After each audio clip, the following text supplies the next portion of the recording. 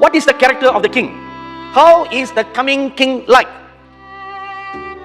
And when the Lord Jesus taught me this, first he posed the question, then he gave the answer. He said one word that I saw great sadness on his face.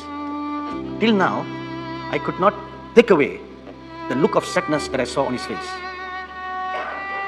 How is a king like? He said, people don't know.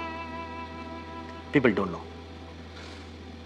And there was great sorrow on his face when he said that. People don't know. When a man is courting a woman, or a woman is courting a man, how much time you invest to know each other? In the Indian culture, the parents will find a right match for their son or for their daughter, and both will not know each other, and they will enter into a holy matrimony trusting the parents' choice. Whether they like each other or they don't like each other, they'll make it work. So there were some Americans, one particular minister's daughter, she was aging. I think she is in her mid-30s. So the father was quite concerned. So he said, please pray for my daughter, and that she'll find a good spouse, white American pastor. So, and he said, if you know any good boys, please introduce each other. I said, why waste all the time? Let me prayerfully find a good boy, and then let your daughter get married. Do it the Indian way, and they will live happily ever after. So I proposed this idea to the daughter. She said, no, I should get to know him. Then I will know whether it works or it doesn't work.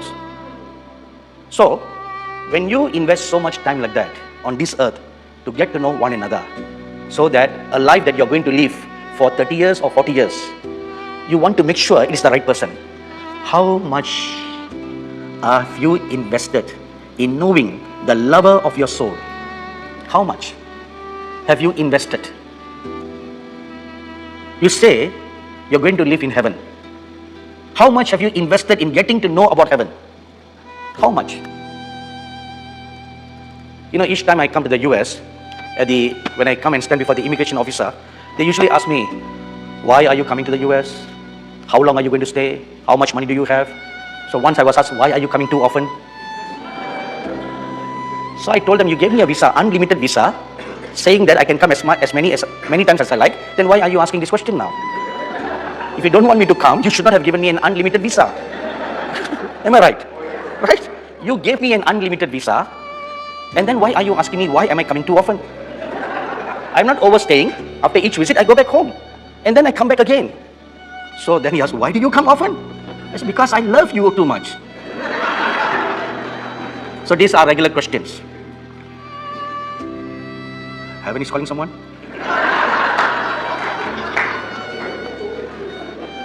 So, this time, so I prayed. So, the last time when I came, I was severely questioned by the officer. For 30 minutes, he interrogated me because of Mr. Trump's new policies. I became a victim. So, for a moment, I was standing there thinking, did I pray wrongly for this man?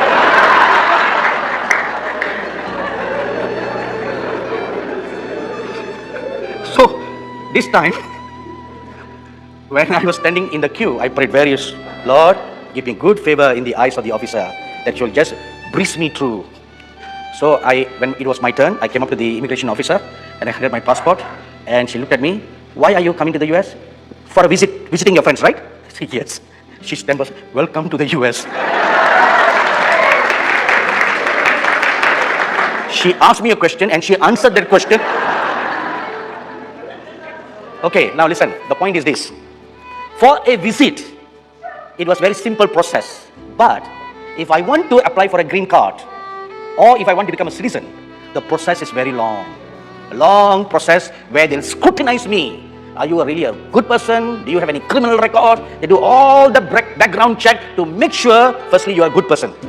Secondly, you will contribute to the economy of the US and you will not become a burden to the state. So after all this thorough investigation, then they'll say, okay, welcome to the US. But if you're a visitor, they don't ask you any question. In the same manner, if you're going to live permanently in heaven, what do you know about heaven? There is a family in my brother's church in North Carolina, a Pakistani family. A few years ago, they became citizens of the US. His wife just newly became a citizen, and I asked her what was the process. She said, I needed to take an exam about the history, geography of the US. I said, did you pass all the exam? Yes, uncle, it was so simple. Even a dumb idiot can pass the test. So, but when I came as a visitor, I did not sit any tests.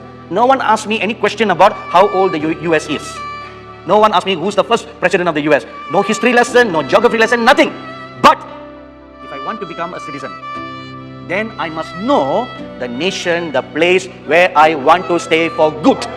In the same manner, if you who believe you are going to stay in heaven forever and forever, how much do you know the King? How much do you know the land where you're going? How much? You must know the King.